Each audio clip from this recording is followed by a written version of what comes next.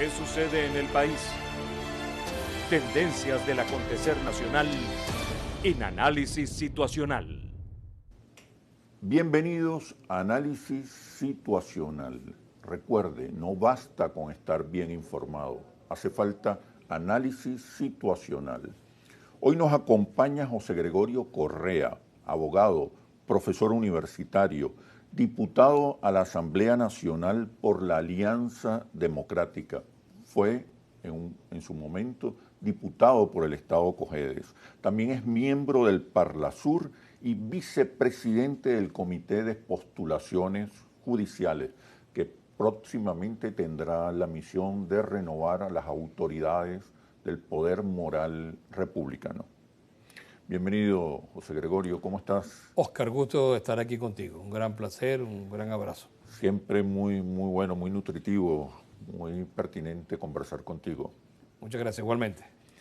Se observa en la Asamblea un clima distinto, de consensos, de acuerdos, más que todo, camaradería, a diferencia de las asambleas nacionales de otras épocas, donde la polarización era extrema, era feroz, se buscaba aniquilar al otro de alguna manera. Bueno, yo creo que ¿Qué más ha que pasado? todo... Podemos decir que en Venezuela terminó esa polarización feroz, violenta, irracional, insurreccional. Creo que lo más importante es que cesó el embuste, los vapores de las fantasías, el engaño de que... ¿A qué te refieres? De que había otro parlamento, de que hay un solo parlamento. Eso es lo importante. Yo formé parte del parlamento anterior, fui diputado por el Estado Cojedes, como bien lo señalaste con muchísimo orgullo. Fui diputado por el Estado Cojedes, con quien todavía sigo vinculado. El Parlamento actualmente ha tratado de reinstitucionalizar los distintos modelos parlamentarios que se habían puesto en desuso, que es el diálogo y el entendimiento. Nosotros no tenemos ningún tipo de cordialidad ni cosas que se entiendan con el gobierno, sino que podemos coincidir en cuando hay cosas del Estado en que podamos hacerlo. Pero yo particularmente, yo soy contrario a este gobierno que creo que ha sido el peor gobierno que hayamos tenido. Pero no por eso me puedo embarcar en salidas que no sean democráticas, que no sean constitucionales. Yo tengo una forma de pensar. Creo que este es un modelo económico trasnochado, que no ese es el camino, pero no creo en que Trump va a venir mañana a sacar a Maduro, que fue el engaño en el que nos metieron durante muchísimos años, que con sanciones, que con bloqueo, íbamos a salir de Maduro con un paro, con trancar tu calle, con una guarima. No, en esa no creo, en esa no me anoto. Yo quiero una salida democrática, constitucional, electoral, porque además hoy el Parlamento son 277 diputados. Es importante que quien esté en sintonía tome nota de esto. 257 son del gobierno y nosotros somos 20 diputados que alzamos la voz, que lo único que tenemos es la voz. 20 diputados, ¿por qué? Producto de una llamada abstención, porque si tú te abstenías, Maduro se iba. La abstención, no, la abstención es un instrumento donde tú tienes que participar. No es que si no hay garantías, un gobierno que no tiene votos no te puede dar garantía. Un gobierno que no tiene votos lo que requiere es que tú no votes. Y además le llamas a la abstención, bueno, ahí tienes ese resultado.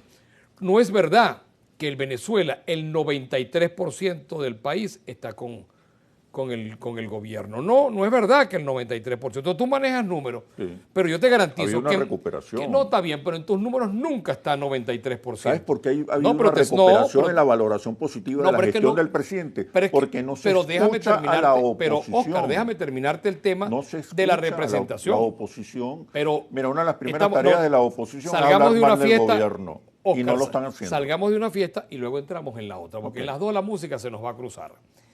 ¿Por qué somos apenas el 7%?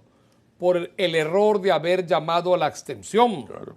Entonces, luego, 6 meses después, ya vamos a participar. Bueno, tuvimos 4 gobernaciones, entre otras las de Cojedes, donde logramos, por el liderazgo de Alberto Galíndez, que creo que puede ser el mejor gobernador que haya tenido en la historia el Estado Cojedes. Bueno, tenemos esa recuperación allí. Pero ¿cómo se logró? Sacando a la gente a votar. Mira, en Cojedes se ganó porque votó casi el 8% más. 8% más del electorado salió a votar y obtuvimos ese triunfo. Entonces, ¿cómo se le ocurre a los que no tienen votos llamar a no votar? El Parlamento lo que tenemos es una voz, no tenemos los votos para imponernos. Pero tenemos voces, ¿no?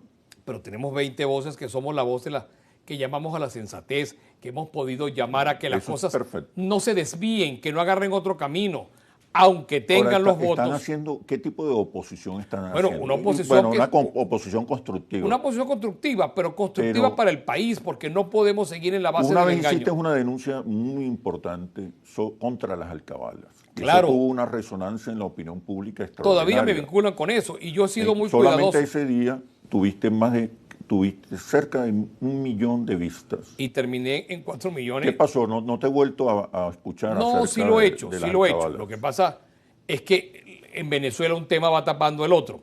Pero qué bueno que tomas el tema de las alcabalas. Yo particularmente, como lo he dicho en mi discurso y como se lo dije al presidente de la República, el presidente me apoyó, el presidente dijo que estaba de acuerdo con eso y que lo iba a corregir. Lo que pasa es que a veces tú tienes unas voces que se irritan, que son hipersensibles cuando tú le hablas de las cosas. Hay quienes decían que las alcabalas no existen, que las alcabalas son un invento de Donald Trump. El presidente te respaldó. Me respaldó en eso porque entendió que es verdad, porque es que además yo no digo que las alcabalas son una política de Estado, no es una política de Estado. Pero sigue siendo un problema muy grave. Pero todavía voy para allá. ¿Por qué no se ha podido atacar? Porque hay funcionarios muy sensibles con ese tema. El presidente de la República ordenó que eso se acabara, que eso se mitigara, que las alcabalas. Él dijo que las había sufrido, él mismo, el presidente de la República. Entonces, ¿qué ocurre con eso? Eso es una política de Estado. No es que el ministro, el comandante general de la policía, el comandante general de la guardia, el comandante general del cuerpo policial o militar que sea, todas las mañanas planifica una alcabala de extorsión. No, eso es un funcionario que se toma la ley por sus manos y se ocupa de que el costo de la vida en cuanto a alimentos y otros bienes crezca. Yo le dije al presidente de la República, y él lo apoyó, que un producto que sale, 100 productos que salen del Táchira para Caracas terminan llegando a Caracas 40 o 45, porque se van quedando en las alcabalas. ¿Eso es verdad o es mentira? Yo no estoy diciendo que el gobierno tiene esa política, no. Yo lo que pido es que se acabe esa política y que podamos castigar al funcionario. Había una alcabala, la más famosa que tenía Caracas, que era ahí a la entrada de la Casona, al borde de la Casona, donde permanentemente habían unos policías allí, permanentemente, y la colectividad lo sabía y lo veía. Bueno, esa alcabala se quitó, gracias a Dios, y eso es lo que hemos procurado, orientar, alzar la voz para orientar. Cuando tú le aplaudes al gobierno, no estás ayudando. Cuando lo combates al 100%, tampoco ayudas al país. Yo creo que nosotros tenemos que manejar esto con mucha sindéresis, con mucha prudencia. Claro. Y que el tema de las alcabalas no es un tema de denuncia solamente contra el gobierno. Claro que lo es. Lo que es que yo pido es que si todos sabemos dónde está la alcabala que comete eso, si todo el que está en sintonía sabe lo que sufre, porque hay distintas alcabalas, la alcabala juvenil que cuando ven un muchacho lo paran, sí. O la alcabala laboral, ¿usted trabaja dónde? Y la alcabala de Google Maps, ¿usted va para dónde? O sea, ¿cómo es eso? ¿Cómo es eso? ¿Y cómo es que otros carros no los paran? Ahora, la gente se siente indefensa frente al tema de las alcabalas. Pero es un tema que la Defensoría del Pueblo debería ver. Y además hay otros problemas, además de las alcabalas, otros problemas muy importantes, sobre todo en este momento el de los sueldos y salarios. Creo que hablemos sobre esos problemas que está haciendo la oposición para contribuir a su solución una vez que regresemos a los comerciales. No te olvides que el gobierno tiene la llave de la música. Ya venimos. ¿Qué sucede en el país? Tendencias del acontecer nacional en análisis situacional. ¿Qué sucede en el país? Tendencias del acontecer nacional en análisis situacional. Conversamos con José Gregorio Correa, diputado a la Asamblea Nacional, miembro del Parlasur. Te preguntaban sobre lo que está haciendo la oposición para contribuir en la solución de algunos problemas, incluso para denunciar. Yo recuerdo que tú lideraste en un momento dado la denuncia contra las alcabalas. que se le dice al presidente de la República en cadena, en Miraflores. Claro, pero habría que ser constante, no te hemos vuelto a escuchar. Sí, ¿Qué está haciendo la oposición frente a otros problemas? Como lo de los sueldos y salarios. Bueno, mira, el tema de los sueldos y los una bandera salarios. que ha movilizado El tema de los sueldos y los salarios, fíjate que esta semana que pasó, hoy domingo, podemos ver por el retrovisor lo que ocurrió en la semana. Unas marchas sobre la resolución de la ONAPRE y una marcha de apoyo del gobierno a la ONAPRE, a la resolución de eso. Eso así no se soluciona. Esto no se soluciona con marchas. Esto se soluciona con diálogo. Que quienes liderizan un sector sindical porque protesta con el tema de la ONAPRE, y estos que apoya que le parece bien que la ONAPRE lo está haciendo muy bien, siéntese a conversar. La calle no es un sitio para conversar ni para enfrentarse, es un sitio para que termine todo en violencia, donde cada quien muestra quién movilizó más gente. Eso no es, porque mientras eso ocurre, el ciudadano sigue teniendo los mismos problemas de todos los días. Es verdad que hay un bloqueo, es verdad que hay unas sanciones, pero de ese tema de bloqueo y sanciones yo tengo una gran curiosidad. ¿Cómo es que quien pide bloqueo y sanciones no pasa nada? No pasa nada. No pasa nada. Ahí tienes el tema del oro. ¿Quién pidió que se retuviera ese oro? ¿Qué te refieres con que no pasa nada? Que no pasa nada. O sea, ¿cómo alguien puede pedir perjuicio para su país creyendo que existe otras cosas? A mí Maduro no me gusta como presidente, ¿no? Okay. Pero es el presidente.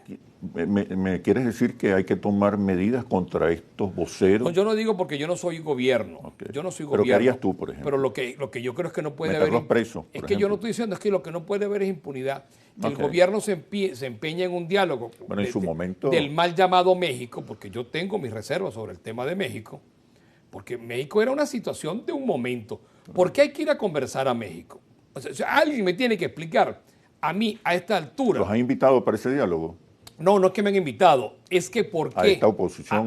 No, porque es que los que piden sanciones, los que desconocen a Maduro, los que dicen que el oro tiene que quedarse allá, que el avión tiene que quedarse en Argentina, todo ese tipo de cosas, que deambulan por la calle, que no tienen ningún tipo de problema, que deambulan, dicen que hay que ir a México porque su vida corre peligro en Venezuela. ¿Por qué fue la conversación que ahorita Petro recordaba? ¿Por qué se conversó la guerrilla en La Habana? ¿Por qué la guerrilla colombiana conversaba en La Habana? Porque su vida corría peligro en Colombia y buscaron un sitio neutral para conversar. Ahora, ¿se justifica en México hoy a estas alturas que hay que ir a hablar cuando tú... fíjate bien, se conversan en las calles de Caracas, andan en las calles de Caracas y dicen, vamos a hablar pero en México. ¿De qué nos acusaron a nosotros? Los criminalizaron por conversar con el gobierno. Pero es que yo converso con el gobierno en la Cámara, los veo, me dejo ver, lo hago público. Ese sector lo hace de noche, a escondida, con capucha, como hay videos del asunto. Sí. No, chicos, aquí tenemos que conversarnos todo. Mira, aquí ha sido mucho más fácil. ¿Por qué la oposición? Y con esto te voy a hacer el análisis situacional. ¿Por qué estamos donde estamos? Petro fue capaz de hablar con Duque. Petro fue capaz de hablar con Uribe. Aquí la Alianza Democrática conversa con el gobierno. Los hemonómeros, Citgo, todo ese tipo, cuatro, conversan con el gobierno. Pero tú sabes quiénes no conversan, entre nosotros. No nos conversamos. Y mientras el ciudadano sigue teniendo problemas porque los políticos no nos ocupamos de sus problemas, sino nos ocupamos de pelear entre sí. ¿Y qué van a hacer entonces? Bueno, eso es lo que hay que hacer, insistir en el diálogo, en que nos conversemos, que tenemos que ser una fuerza, que nos podamos entender entre todos. ¿Qué estoy proponiendo yo para el 2024? Unas primarias donde no comprometo a nadie. Unas primarias como fui al Consejo Nacional Electoral, unas primarias con segunda vuelta. Aquí nadie, tú que manejas números, aquí ninguno de la oposición, ninguno llega al 10%. No, ninguno. Ninguno Ninguno llega al 10%.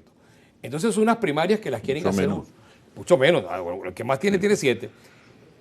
Y cuidado si exageré. Y el rechazo ronda el 80% entonces, de la oposición insurreccional. Aquí hay un sector que se cree más puro que otro, que se cree puro y purificador, que son enviados de Dios con el arcángel San Miguel, que quieren hacer sus primarias ellos solos porque nosotros somos una cosa muy En fea. principio no hay acuerdos con esa oposición Bueno, eso es lo que hay violenta. que insistir, pero yo creo que insistir. Pero quiero Pero ¿y decir, por qué es necesaria? ¿por qué tiene si que está haber tan una segunda desprestigiada? Porque ustedes no avanzan sobre un camino yo propio. sigo avanzando, pero yo no quiero con excluir a unas nadie. banderas propias. Pero es que yo Pero no... estás avanzando. No, pero no quiero... ¿Quieres incluir a quienes Todos tú hacemos... quieres que vayan presos?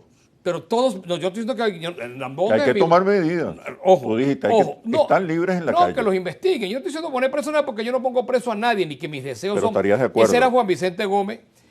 Es que yo lo que no puedo estar de acuerdo es que a alguien lo metan preso por lo que no ha hecho, ni que lo dejen de meter por lo que sí hizo. Pero ya hay Pero- evidencia pero de que han hecho algo. Pero yo no soy tribunal. Entonces Claro. no... Pero estarías de acuerdo. No, yo no soy Eventualmente en que se tomaran medidas. eventualmente que se averigüe si eso es verdad. Ok. Porque es que yo no he podido entender cómo el ¿Cómo gobierno... establecer alianzas con un sector que se ha equivocado Es que yo creo tanto? que todos somos Y que- necesarios. y que de alguna manera sigue pero, transitando la ruta si lo insurreccional. si lo hizo Gandhi, lo hizo Mandela, lo acaba de hacer Porque ustedes Petro. no toman una ruta propia. Es que yo no creo que somos... Y construyen una es que entre alternativa. solo no podemos. Pero déjame terminarte la idea de la segunda Está el vuelta. país La idea solos. de la segunda vuelta.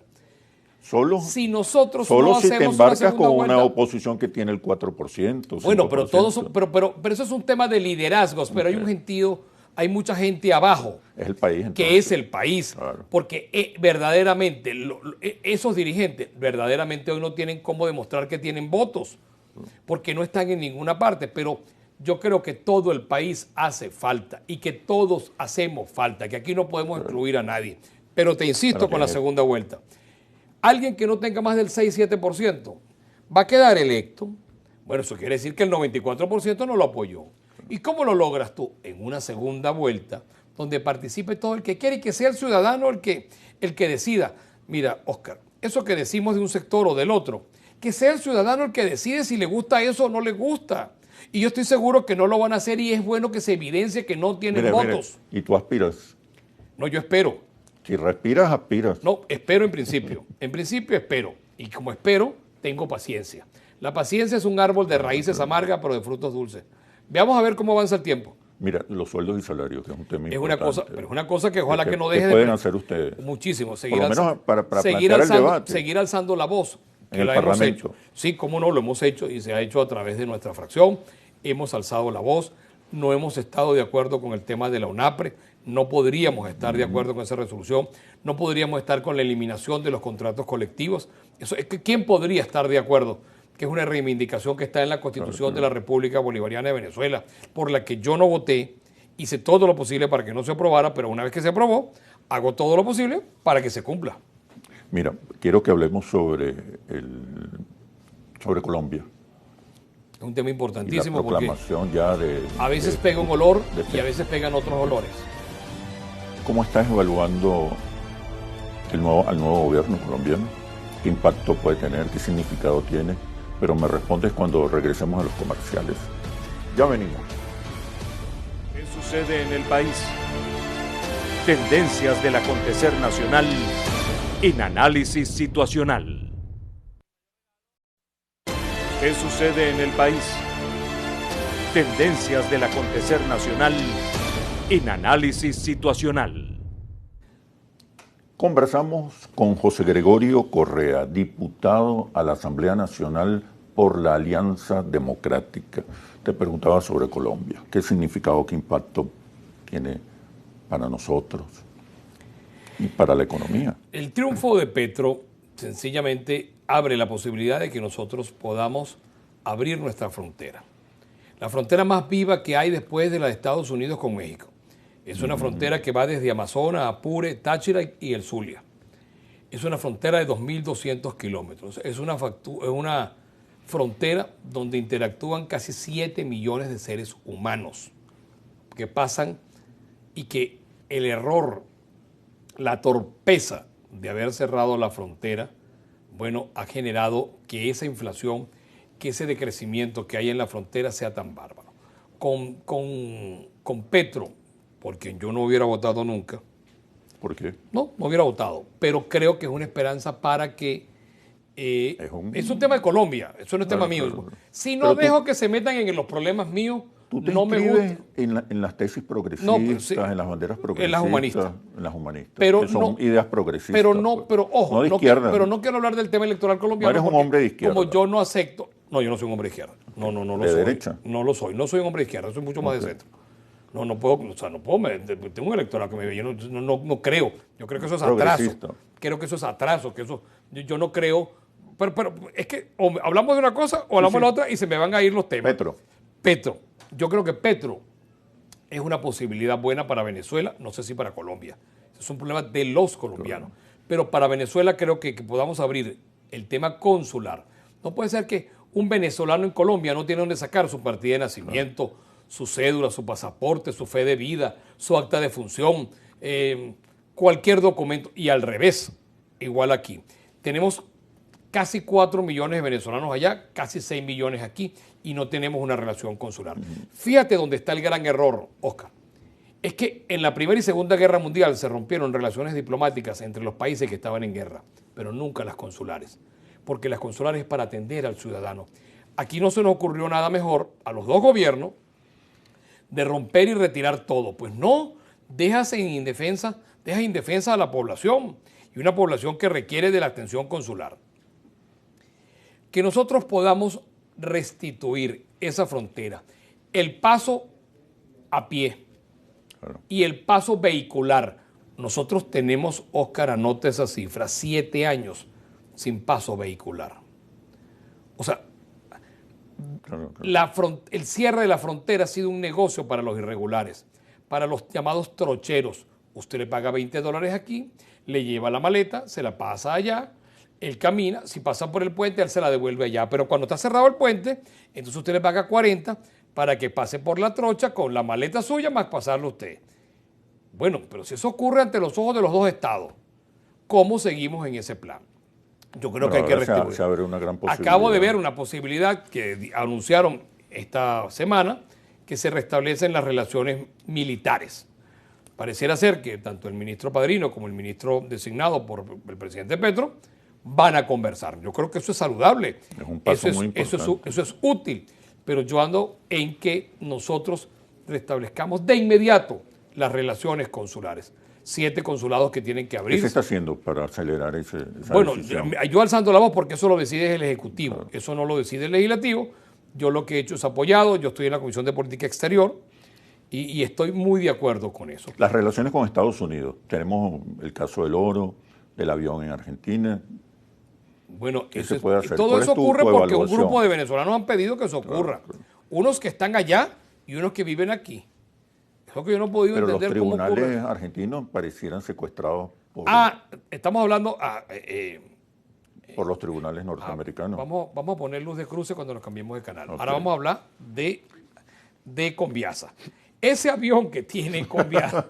Claro, porque estamos en un tema, ahora nos cambiamos de canal. Claro. El tema de Conviasa. O sea, yo no he podido entender, no me da para aplicarle a mis alumnos de Derecho Internacional, cómo es que un tribunal de Estados Unidos le da una orden a un tribunal de Argentina para que retenga un avión con unos pasajeros. Mi pregunta es la siguiente y la hago por esta vía. ¿Es verdad que un tribunal argentino le puede pedir a los Estados Unidos que retenga un vaso de agua? No estoy hablando de otra cosa. Y es verdad que el gobierno de los Estados Unidos sale corriendo, o el Poder Judicial de los Estados Unidos sale corriendo solícito amor a hacerle caso a la orden del tribunal argentino. Pues no es verdad. Entonces yo tengo mis dudas, mis serias reservas. Se dio un debate, Oscar, el pasado martes de esta semana, se dio un debate sobre eso, asistió el canciller, asistió el presidente Conviasa, el Ministerio del Transporte, hubo consenso en esto. Porque es que yo soy contrario a esto. Y ojalá que esto quede bien grave. Yo estoy contrario a que un gobierno sea tutelado por China, Rusia, Cuba, Irán. Totalmente contrario a que sea tutelado. Pero lo que estoy todavía en contra es que a la oposición me la tutele Estados Unidos, la vieja Colombia de Duque, o me la tutele Brasil, o me la tutele la Unión Europea. No, yo quiero un país donde los venezolanos resolvamos nuestros problemas, porque a nadie le duele más Venezuela que a los venezolanos. Son argumentos muy poderosos para establecer un deslinde con esa oposición. Con los dos, Porque es que yo no quiero tampoco que el gobierno siga tutelado por quienes lo tutelan. Pero es que además, a eso le tenemos que incluir que nosotros, digamos un sector que dice que Noruega puede ser un mediador ¿de qué? Si aquí se conversa. Mediador es cuando tú no te hablas, cuando no tienes comunicación. Aquí se escriben, se chatean.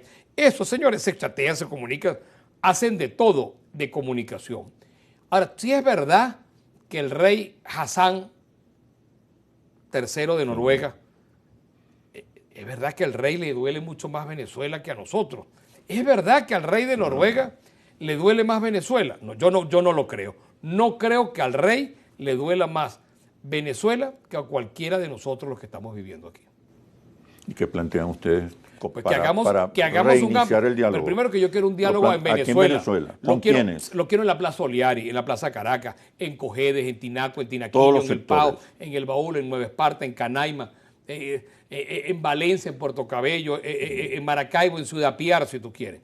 Pero que sea en Venezuela. Porque es que yo no justifico que venezolanos que tenemos diferencias tengamos que ir a buscar al rey Hassan de Noruega para que nos arregle nuestro problema. No, no es verdad.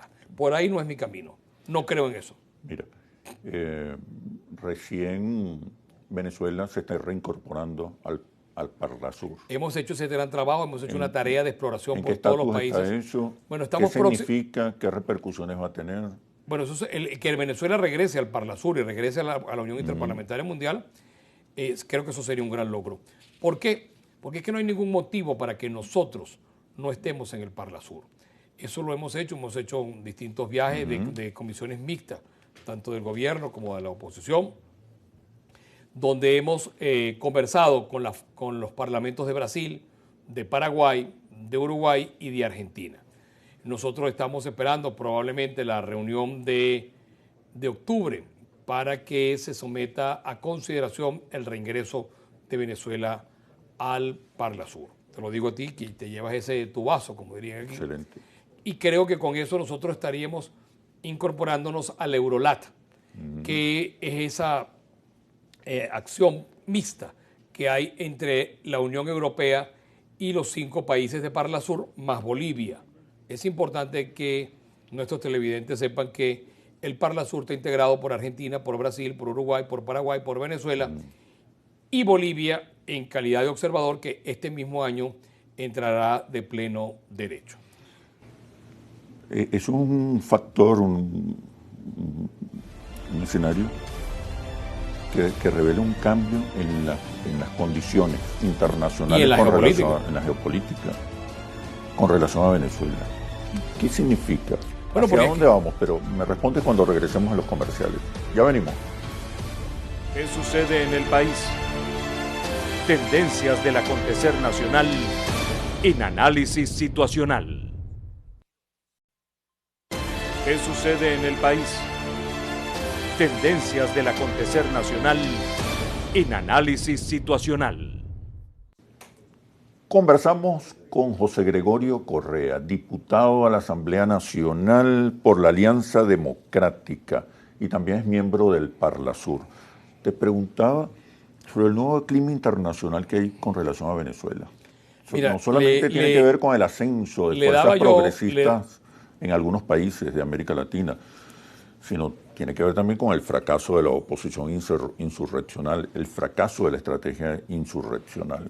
¿Qué significado puede tener esto para Venezuela? Totalmente. Le comentaba yo en una entrevista a la gente de CLAS, que creo que bien... Por cierto, el programa está siendo también retransmitido por CLAS 98.7 FM en Cojedes, gracias a su director Rafael Oviedo. Así es. Le comentaba yo en una entrevista a ellos y alguien me decía, antes de entrar al canal, ¿habrá esperanza? ¿Hay posibilidades de entendimiento? Por supuesto que las hay. Lo que tiene que haber es la disposición. Lo que pasa es que aquí hay mucha gente que no le interesa que este problema en el país se arregle. Hay gente que vive de que esto no se arregle. Claro. ¿Tú te imaginas que aquí esto se arregle? ¿Cómo quedaría esas empresas que están en el exterior en manos de quienes no sé qué son si esto se logra conversar y arreglar? ¿Tú te imaginas que cierto día Petro diga que regresa a los dueños legítimos, que es el Estado venezolano, Claro. esas empresas que no sabemos qué ha pasado. Yo no ni las califico de bien ni las califico de mal porque no tengo ningún criterio. Siendo en Estados Unidos, ¿usted te imagina que un día esto se despierte el presidente Biden y diga, hasta aquí llegamos, esto es embuste y entremos en la... ¿De dónde quedarían? Hay gente que vive de eso. El día, ya tú ves como... una cosa importante del reconocimiento. Esos que decían 63 países nos reconocen a no sé quién, bueno, hoy no son ni 9. Sí, sí. Pero lo grave de esto y lo importante es que países como Inglaterra tienen embajadora aquí en Venezuela. Portugal tiene embajador. Argentina acaba de elevar el nivel a embajador. O sea, España hoy tiene embajador. Entonces, eso es un tema que nosotros, nuestra Cancillería, tiene que sentar a conversar a esos embajadores. ¿Cómo es que no me reconoces pero tienes embajador? Claro. ¿Cómo es que no me reconoces? O sea, presentas credenciales al Inglaterra, gobierno el tema del oro, Nicolás el Maduro. tema del oro que se nos puede ir un bloque sin conversarlo. Inglaterra dice que tiene dudas y que el presidente es otro. Sí. Y una pregunta, ¿a quién le representaste tus cartas credenciales? ¿Quién te custodia la embajada? ¿Quién te vigila la embajada? O sea, ¿quién lo hace? Entonces, esos son temas que yo creo que a la Cancillería le ha faltado, ese tema de política exterior, para conversarlo y sentar a los distintos embajadores a ver una realidad. ¿Cómo es que usted se sienta aquí conmigo? Porque yo lo acabo de llamar como Cancillería, como presidente. Le presentó las cartas credenciales al presidente Maduro y me dice que el presidente es otro. Acláreme eso. ¿Presidente de dónde, en qué alcabala, en qué calle, en qué esquina, en qué avenida, en qué restaurante? Pues son cosas que yo creo que hay que ir afinando. Las zonas económicas especiales. Eso es, una ley pero es reciente. una cosa de los mejores que hay que hacer. Yo creo que eso es una gran reactivación. Yo creo que, como se lo dije al presidente O sea, ¿estás de acuerdo con el modelo económico? del país, no. Espérate, modelo económico, economía mixta, diferentes formas de Sí, propiedad. de la zona económica especial. Incorporación en un rol protagónico De la empresa privada. de la empresa privada y Totalmente. del capital. Un rol importante también del Estado. Un Estado, porque el Estado es ductor y es rector. Exacto, Es que ductor y es conduce. rector, no es inversor. ¿Estás de acuerdo con ese modelo económico? Totalmente. Igual que tengo el que estar. 80% del país. Lo que yo no puedo estar es con un Estado que me venda papa, me venda arroz, un Estado que sea hotelero, un Estado que se ocupe de tener una bodega. Las bodegas, la empanada. ¿Dónde quedó la ruta de la empanada, la ruta de la arepa, la ruta de la sardina? ¿Dónde quedó ese dinero? Eso es lo que no quiero. Yo le dije pero esto lo digo en cadena, lo dije en público cuando el presidente anunció las zonas económicas especiales. Tuve la oportunidad de formar parte de los 5 diputados que fuimos con los 5 diputados de la oposición a la firma de la promulgación de la ley. Y le dije además que tenía que incluir, no se podían quedar allí, y que hay que incluir a otros estados que están un poco más deprimidos, como el estado Cojedes. He hecho mucho énfasis que en Cojedes forma parte de las zonas económicas Bueno, especiales. forma parte de un proceso. Pero es que me dijo donde que sí, se irán y yo espero porque incorporando otras regiones. la primera dama, la esposa del presidente, es del estado Cojedes, de Tinaquillo, y creo que le gustó la idea. Pero es que además ando también en la reactivación, porque una forma de reactivar también es el deporte. Yo o el gobernador Alberto Galíndez anda en la tarea de pedir los Juegos Nacionales del 2024 para Cojedes, y yo estoy acompañando en eso. Yo creo que nosotros tenemos de las mejores instalaciones deportivas que se hayan dejado abandonadas, que se pueden recuperar para eso. Si tú le sumas a eso zonas económicas especiales, reactivación en materia de deporte y tener unos centros industriales en el centro del país, tú puedes ir distribuyendo. Esa es una política que tienen los chinos. Los chinos a los inversionistas no los dejan que estén en la franja de las capitales. Le piden a los inversionistas que vayan al centro, al profundo del país. Y por eso es que el país se va desarrollando paulatinamente. Bueno, por eso ando, y por eso mi llamado, y aprovecho este programa para hacer una gran cuña, para que ojalá que el gobierno nacional y el Ministerio del Deporte y el presidente de la República le asignen los Juegos Nacionales al Estado Cojedes. ¿Por qué las zonas económicas especiales puede ser tan importante para impulsar el Porque le da la crecimiento? participación a la empresa privada, porque el Estado se desprende de de esa rectoría que tenía. El Estado sigue teniendo una... Claro, es que el Estado no puede dejar de ser Estado, no puede haber garete. Dirige, Es que conduce, establece prioridades, tiene que ser como la luz, ni tan cerca que me queme, ni muy lejos que no me alumbre. ¿Y el capital? Tiene que ser mixto. Igual, ni Claro, tan cerca ni tan lejos. Todo. Pero es que el Estado, hoy este gobierno no tiene la capacidad económica.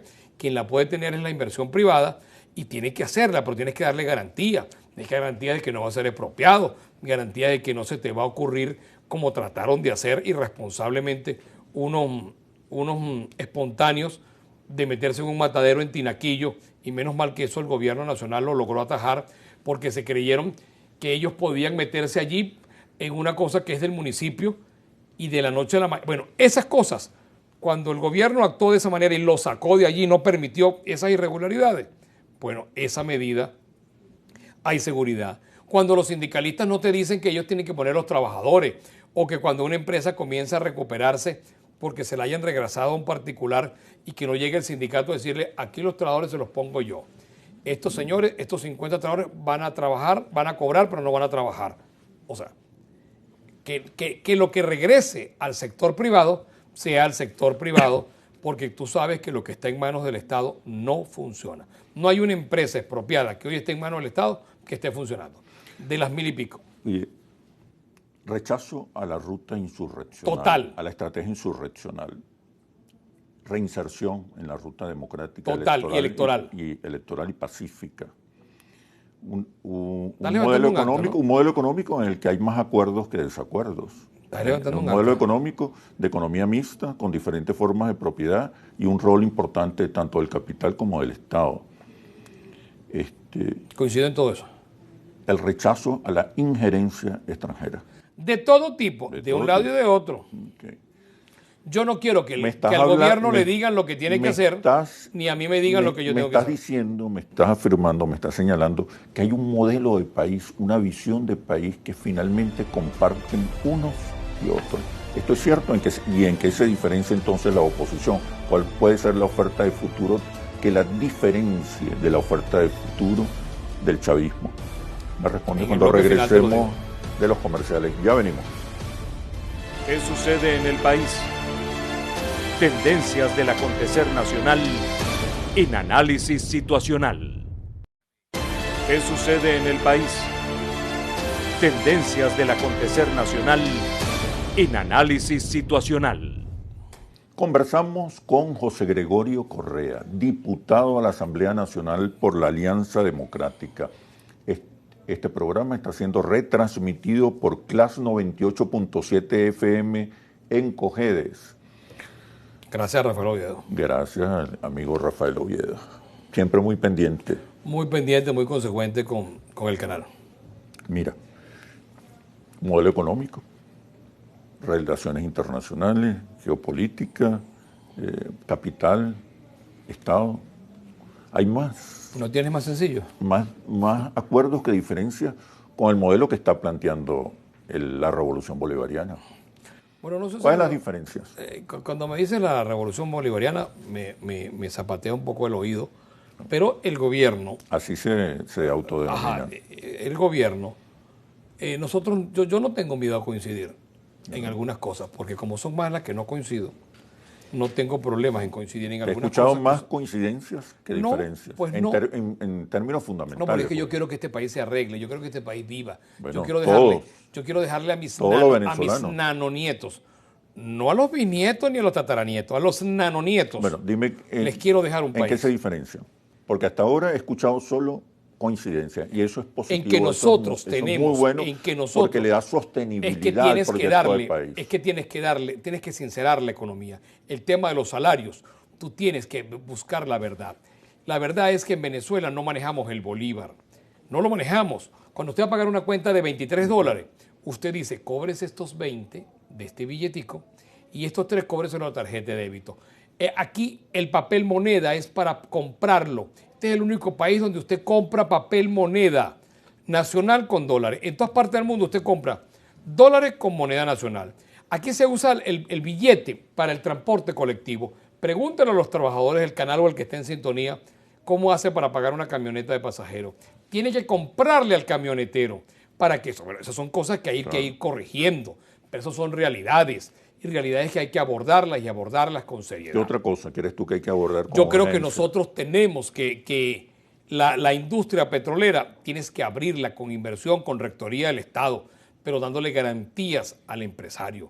Tú tienes que descentralizar el Estado. Eso se está haciendo. Tú no lo estás haciendo. Oye, garantías, seguridad jurídica. Tú sabes que cuesta muchísimo. Posibilidades. Comienza por registrar. El presidente ha hablado de que simplifiques los trámites para registrar una compañía. Te ponen una cantidad de pero trabas. se está haciendo. Pero ¿cómo se paga una factura? Hablemos de eso. ¿Cómo se paga una factura? Pregúntale a alguien que tú sepas si no tiene deudas con el Estado y el Estado cómo hace para pagarle. Cuesta para que le pague. Claro. Cuesta para que le pague. Pero además tienes... El ingreso ha mermado mucho. Tienes que... Sí, ha mermado, pero tiene otras aristas que no son buenas. Tienes además la centralización de todo. Todo depende de Caracas. Señores, descentralice Caracas. Los peajes, ¿por qué los peajes tienen que seguir siendo manejados por Caracas? ¿Por qué? ¿Por qué la salud? ¿Por qué la salud del Hospital Central de Cojedes tiene que consultársele las 4 cajas de gasa que las manden de aquí de Caracas? Si llegan 4 gasas o 3 litros de alcohol. No, eso tienes que descentralizarlo. La educación, tienes que descentralizar, porque es que el modelo trasnochado de la centralización, todavía el espíritu Giordani sigue rondando, así como en los cazafantasmas, sigue rondando ese espíritu Giordani que tenía descentralización. Eso hay que hacerlo. Y nosotros tenemos que entender que este país no le pertenece a nadie. Este es un país de todos, donde no le pertenece al gobierno ni le pertenece a la oposición, que tanto el gobierno y la oposición somos transitorios y que lo único que somos permanentes somos los venezolanos. Yo no tengo un país de repuesto, tengo un caucho de repuesto en el carro, lo que no tengo es un país de repuesto. Yo no me puedo creer que este país es mío y que las cosas que quien piensa distinto a mí está equivocado. No, quien piense distinto a mí quizás me esté advirtiendo que las cosas como marchan no marchan bien, porque este gobierno ha tenido todo, 23 años de gobierno, todo el poder, todos los poderes, el poder judicial, el poder electoral, ha tenido mayoría en todos lados. Este es un país para que estuviéramos más avanzados. Pero no es en tiempo de manejar con el retrovisor. Yo quiero manejar con un parabrisas. ¿Cuál es el futuro? Quiero ver adelante. Quiero que tengamos un país donde no nos criminalicemos por pensar distinto. Ni siquiera con el gobierno, ni entre nosotros. Ya no ocurre eso. Ni en la oposición. Y que nosotros, lo más difícil no ha sido entenderse con el gobierno, sino entendernos nosotros en la oposición. Y que este país, si no lo construimos entre todos, si no nos entendemos entre todos, el gobierno siempre se frotará las manos. Porque un gobierno que no tiene votos siempre va a requerir que tú no votes. Y que el día que votes, votes dividido. ¿Qué pasa con la Alianza Democrática? Yo percibo... Seguimos avanzando. Yo percibo que le falta una identidad, una personalidad, un relato. Compartir una estrategia, una narrativa, un plan de gobierno, una esperanza. Eso se está haciendo. Una esperanza que le podamos decir a ese ciudadano, crea en mí porque yo estoy dispuesto a darle. Pero lo primero es que nosotros tenemos que darle para que nos puedan dar la confianza. Porque mientras no demos, no tendremos la confianza. ¿Qué hacer? ¿Cuál es la agenda de la oposición? Seguir avanzando en política de estrategia, en una estrategia que nos permita transmitirle al ciudadano que con nosotros las cosas pueden ser distintas. La gente se queja porque no le escuchan. Claro, no le escuchan porque además no le hablamos al oído. Y piden cercanía. A esa masa que hay que hablarle al oído, porque no lo hemos hecho, porque hemos invertido el tiempo en pelearnos entre nosotros, en agredirnos. Y yo creo que es tiempo y hora de que nosotros nos podamos poner de acuerdo para salir a hablarle a ese ciudadano, a esa señora, a ese señor, que hoy requiere una alternativa distinta a este gobierno. La oposición ya entró en campaña para las presidenciales. Bueno, creo que este es un país de los pocos del planeta donde no cesan las campañas electorales. O sea, el día siguiente... Estamos en campaña permanente. Bueno, yo recuerdo a Luis Herrera... Esa es la gran fortaleza del gobierno bolivariano. Cuando Luis Herrera perdió las primarias... Estar en campaña permanente. Cuando Luis Herrera perdió con Lorenzo Fernández en aquella época, yo estaba muy pequeño. Oye, dijo, todavía te acuerdas. Sí, cómo no, pero creo que... Bueno, de tanto tiempo. Sé de Cristo y no viví en esa época. Me acuerdo que Luis Herrera dijo, me convierto a partir de hoy en el campeón del retorno. Y así fue. Es un país que no ha dejado de estar en campaña. Yo creo que tenemos que tener una campaña de altura. tenemos que tener unas primarias yo quiero que las lleve el CNE. Claro. Yo no creo en notables, ni en notorios, no creo en eso. Aquí nadie es más puro que otro. Yo quiero que los votos los cuente el mismo que las va a contar el día de las presidenciales. Cuando alguien me dice, es que yo no confío en ese CNE, ¿y cómo vas a hacer para contarte entonces? ¿Y cómo quedaron gobernadores Morel, Galinde, todo lo que Rosales, cómo quedaron Garrido? ¿Cómo quedaron? ¿Cómo quedaron los 114? ¿Quién les contó los votos? ¿Quién se los contó? Ese CNE que está allí. Bueno, José Gregorio, muchísimas gracias. José Gregorio Correa, diputado de la Asamblea Nacional, muchísimas gracias, amigo. Siempre muy, muy útil conversar con políticos inteligentes. Muchas gracias, honor que me hace. Hasta pronto. Nos vemos en un próximo análisis situacional por Globovisión, el canal libre, independiente y veraz. Hasta pronto.